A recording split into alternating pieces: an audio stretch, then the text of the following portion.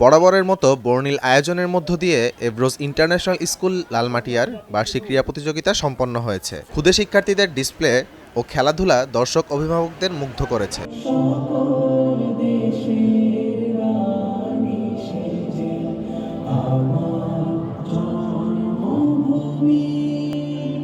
সোমবার সকাল ৮টা থেকে দিনব্যাপী রাজধানীর মোহাম্মদপুরের সরকারি শারীরিক শিক্ষা কলেজ মাঠে এ ক্রীড়া প্রতিযোগিতা অনুষ্ঠিত হয়। অনুষ্ঠানের প্রধান অতিথি হিসেবে উপস্থিত ছিলেন স্কুলটির প্রতিষ্ঠাতা চেয়ারম্যান ও ব্যবস্থাপনা পরিচালক খান মোহাম্মদ আক্তারুজ্জামান।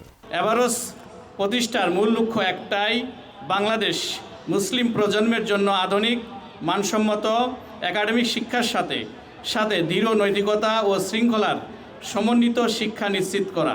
সকালে বাংলা ও ইংরেজিতে তর্জমা সহ কোরআন তেলাওয়াত পরবর্তী জাতীয় পতাকা উত্তোলন এবং কবুতর ও রঙিন বেলুন উড়িয়ে প্রতিযোগিতার আনুষ্ঠানিক উদ্বোধন ঘোষণা করেন প্রধান অতিথি।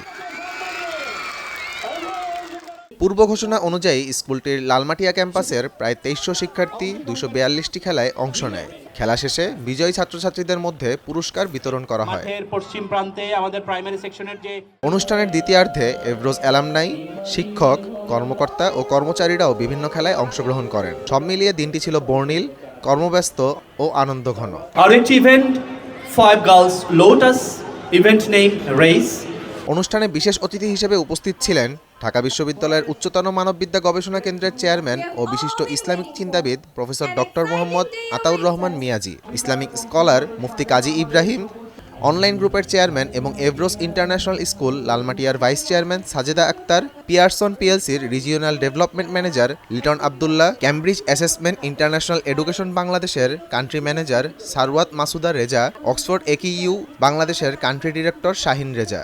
অনুষ্ঠানটি পরিকল্পনা, ব্যবস্থাপনা ও পরিচালনা করেন স্কুলের ভারপ্রাপ্ত প্রিন্সিপাল ডালিয়া নওরিন।